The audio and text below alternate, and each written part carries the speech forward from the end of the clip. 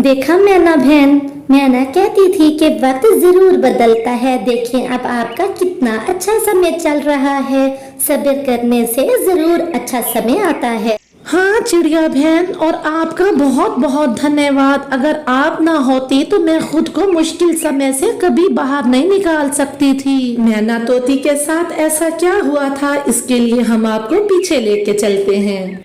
मैना तोती ज्यादातर समय अपने घोंसले में ही रहती थी, क्योंकि उसने घोंसले में दो प्यारे से अंडे दे रखे थे। मिट्ठू तोता मुंह अंधेरे ही भोजन लाने के लिए निकल जाता है।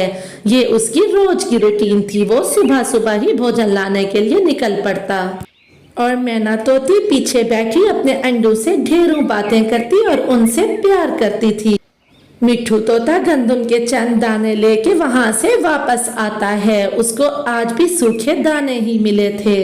आज फिर सूखा दाना मिला है और कुछ नहीं मिला। मीठा फल खाए कितने दिन हो गए, मैं तो तंग आ गया हूँ ये खाकर।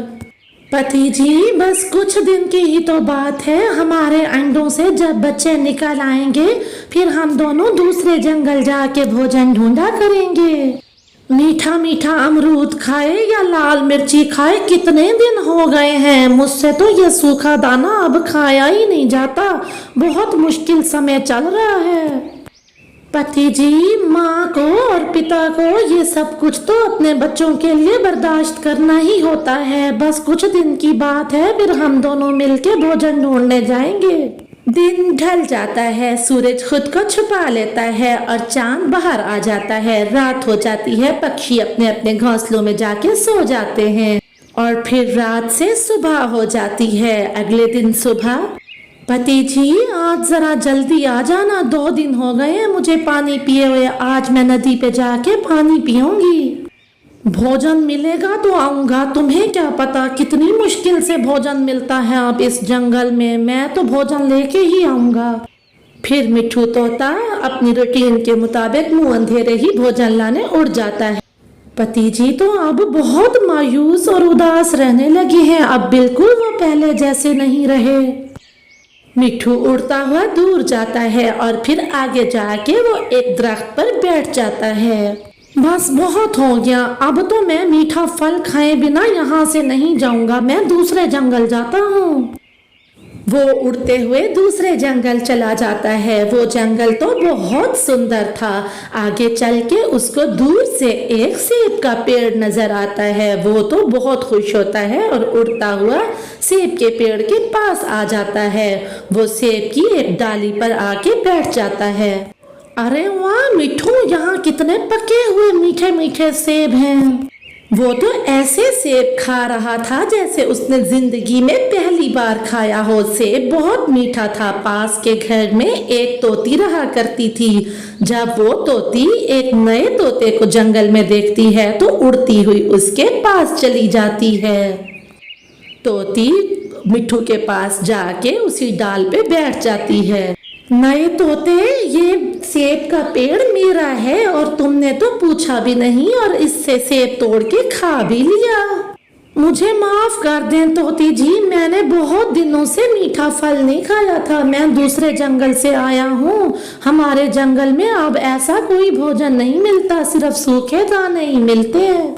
मेरे घर में तो लाल मिर्ची भी है। अगर तुम चाहो तो मेरे घर में आके लाल मिर्ची भी खा सकते हो। और मैं अकेली रहती हूँ, तुम चाहो तो मेरे साथ मेरे घर में रह भी सकते हो। ये सुन के मिट्ठू सोच में पड़ जाता है और कुछ देर बाद कहता है, मेरी पत्नी अंडों पर बैठी हुई है। अब तो 2 अंडों में से बच्चे भी निकल आएंगे। मैं इतना काम नहीं कर सकता और मैं सूखे दाने खा खा के तंग आ गया हूँ। मैं आपके साथ आप ही के घर में रहूंगा।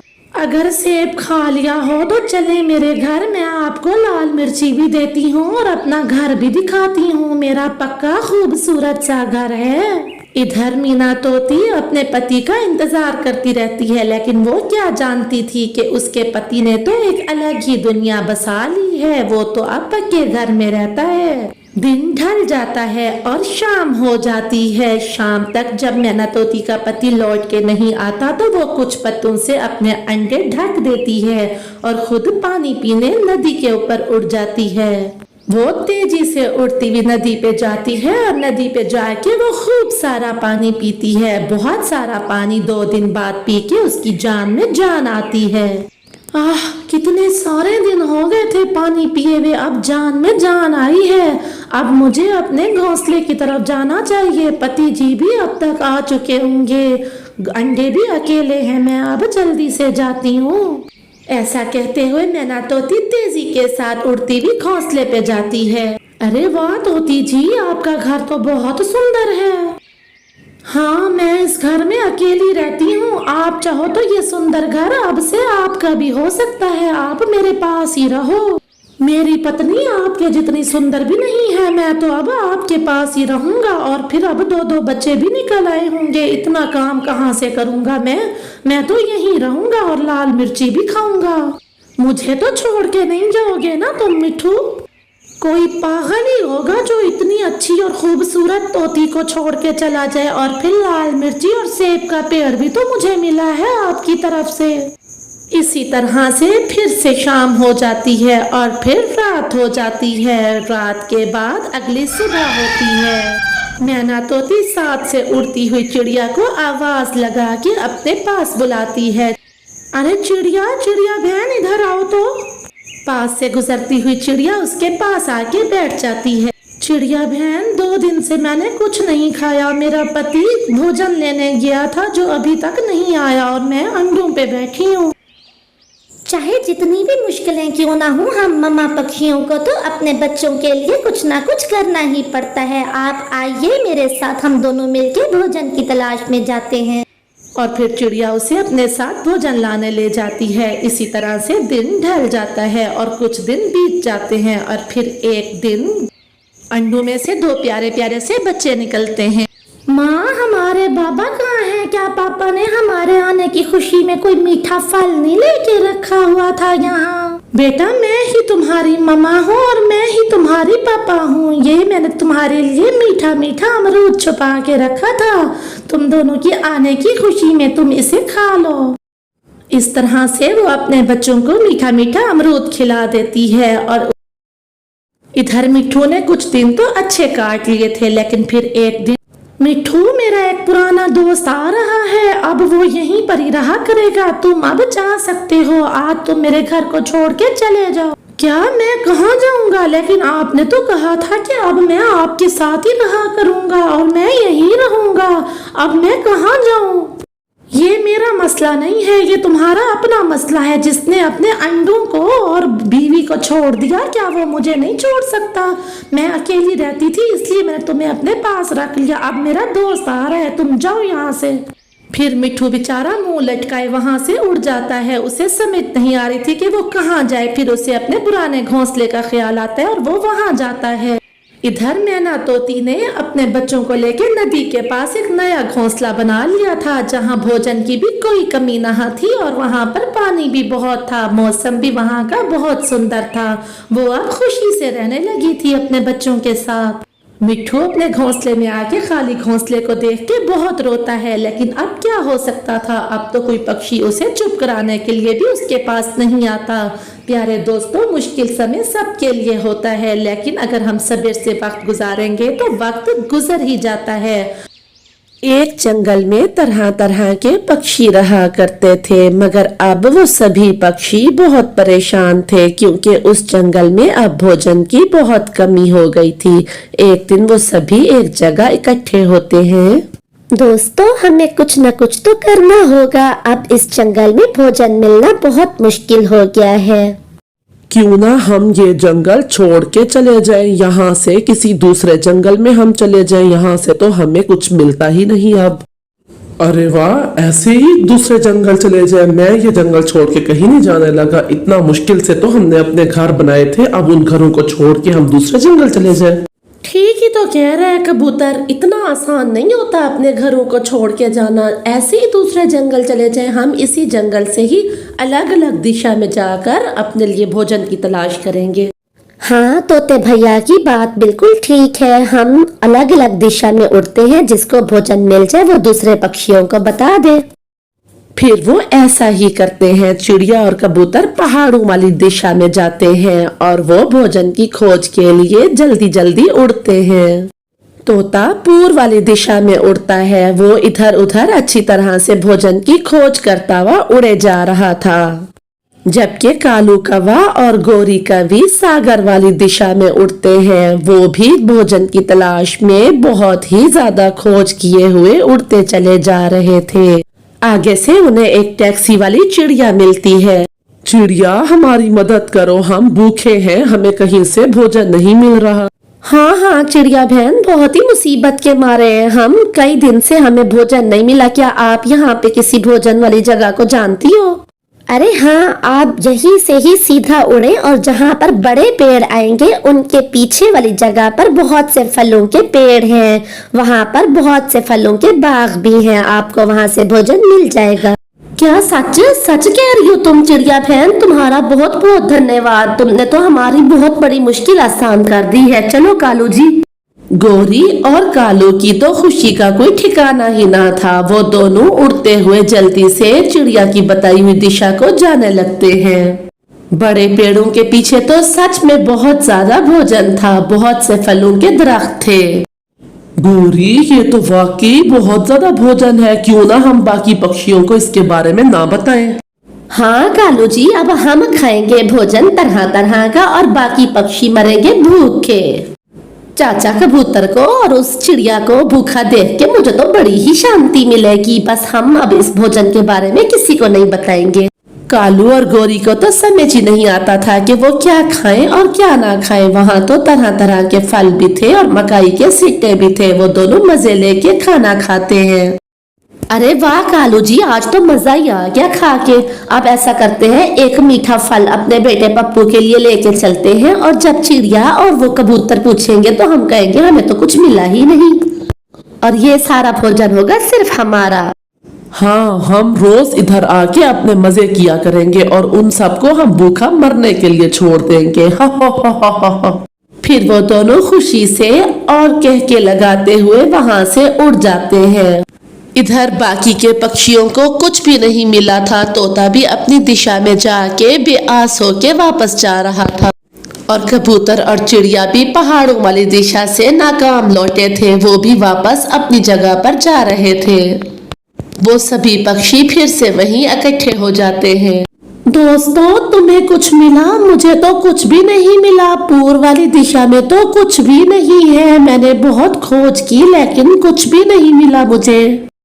हम भी पहाड़ों वाली दिशा में अच्छी तरह से खोज करके आ रहे हैं। भोजन नाम की तो जैसे कोई चीज ही नहीं है उधर। अब हमें आज फिर अपने बच्चों को भूखा ही सुलाना पड़ेगा।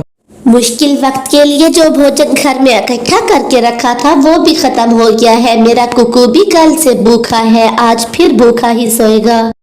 वो सभी पक्षी इसी तरह से ही बातें कर रहे होते हैं कि कालू कौवा और गोरी कौवी भी उन पक्षियों के पास आके बैठ जाते हैं।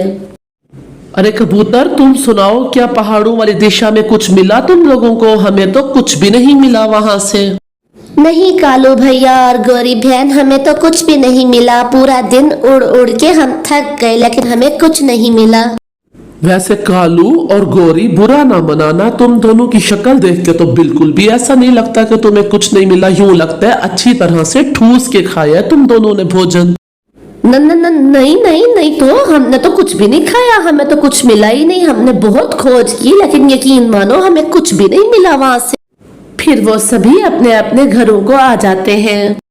मम्मा, मेरी प्यारी मम्मा, आप तो आज भोजन लाने गई थी, क्या आज फिर कुछ नहीं मिला? हाँ मेरे प्यारे बेटे, मुझे माफ कर दो, मैं आज भी तुम्हारे लिए कुछ नहीं ला सकी। मुझे कुछ भी नहीं मिला। ऐसा लगता है इस जंगल में तो अब भोजन नाम की कोई चीज ही बाकी नहीं है। कल हम दूसरे जंगल जाएंगे और वहाँ से भोजन ला के मैं अपने बेटे को जरूर दूंगी। कोई बात नहीं मम्मा, मैं तो ऐसे ही सो जाऊंगा। मुझे तो ज्यादा भूख भी नहीं लगी। आप भी सो जाए मम्मा। अरे पप्पू, ये लो मेरे प्यारे बेटे, मीठे मीठे अंगूर। तुम्हें बहुत पसंद है ना? मैं तुम्हारे लिए मीठे मीठे अंगूर लेके आया हूँ। लेकिन पप्पू बेटा, किसी भी पक्षी के आगे इस बात का जिक्र ना करना कि मम्मा और पापा आपके लिए मीठे मीठे फल लेके आए थे। हाँ, ताकि सभी वो मरे भूख से और हम खाएं भोजन। वाह, ये तो बहुत मीठे हैं पापा, आप फिक्र न करें, मैं किसी को भी नहीं बताऊंगा। अगली सुबह पक्षी फिर से एक जगह इकट्ठे होते हैं। कालू और गोरी, अच्छा हुआ कि तुम दोनों भी आ गए। हम आज दूसरे जंगल में भोजन की खोज के लिए जा रहे हैं, क्योंकि इस जंगल में तो अब कुछ है ही नहीं। तुम दोनों भी हमारे साथ चलोगे आज। कोई जरूरत नहीं है इसकी, मैं आज अपनी माँ के घर जा रही हूँ, मैं अपने मेके जा रही हूँ और कालू भी मेरे साथ मेरे मेके जाएगा। तुम लोग अकेले ही जाओ दूसरे जंगल। हम सब यहाँ भूख से मर रहे हैं और तुम अपने मैके जाने की बात कर रही हो। तो मिठू, तुम क्यों इतना जल रहे हो मेरे मैके जाने से? मैं मैके जाऊं या ना जाऊं, इसमें तुम्हें कौन सी जलन हो रही है? मैं तो जाऊंगी और जरूर जाऊंगी। बस तो अब ये फैसला हो गया है, हम तुम्हारे साथ दूसरे जंगल में नहीं जाएंगे। आज से हमारे रास्ते अलग अलग हैं।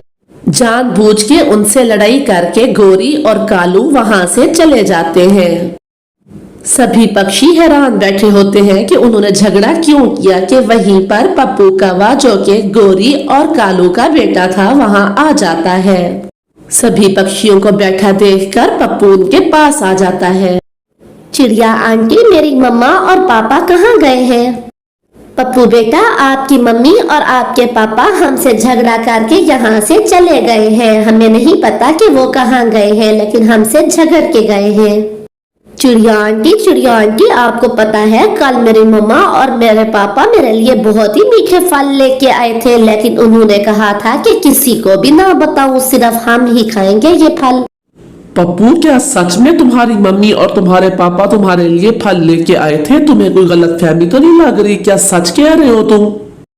हाँ चाचा कबूतर, मैं बिल्कुल सच कह रहा हूँ। कल मेरे लिए मीठे मीठे अंगूर लेके आए थे मम्मी और पापा। और आप किसी के आगे भी बात ना करना, वरना मम्मा पापा मुझे मारेंगे। अच्छा, तो अब सारी कहानी समझ में आ गई है। चलो साथियों, हम उनका पीछा करते हैं। फिर वो सभी पक्षी तेजी के साथ उड़ते हुए कालू कौवा और गोरी कवि के पीछे जाते हैं और वो वहीं चले जाते हैं जहां पर बैठ के वो मजे से फल खा रहे थे। सभी पक्षियों को अपने पीछे बैठा देख के गोरी कवि और कालू कौवा एकदम से चौंक जाते हैं। लेकिन अब क्या हो सकता था, वो दोनों तो रंगे हाथों पकड़े गए थे। अब उनके पास कोई बहाना भी नहीं था। अगर तुम दोनों इस तरह की हरकत ना करते, हम सब मिलकर ये भोजन खाते, तो इस भोजन ने खत्म नहीं हो जाना था। मिल बांट के खाने से भोजन हमेशा बढ़ता है, खत्म नहीं होता। तुम दोनों ने साबित कर दिया कि तुम दोनों बहुत बुरे पक्षी हो। हमें माफ कर दो, हम ये समझ रहे थे कि अगर तुम सबको भी यहाँ का पता चल गया तो भोजन जल्दी खत्म हो जाएगा। मिल बांट के खाने से कभी भी भोजन जल्दी खत्म नहीं होता, बल्कि उसमें बरकत पड़ती है और वो बढ़ता है पहले से भी ज्यादा। फिर सभी पक्षी अपने अपने पसंद के फल तोड़ के खाने लगते हैं और कालू और गोरी बहुत शर्मिंदा होते हैं, क्योंकि वो पूरे जंगल में अब किसी को मुंह दिखाने के लायक ही नहीं रहे थे।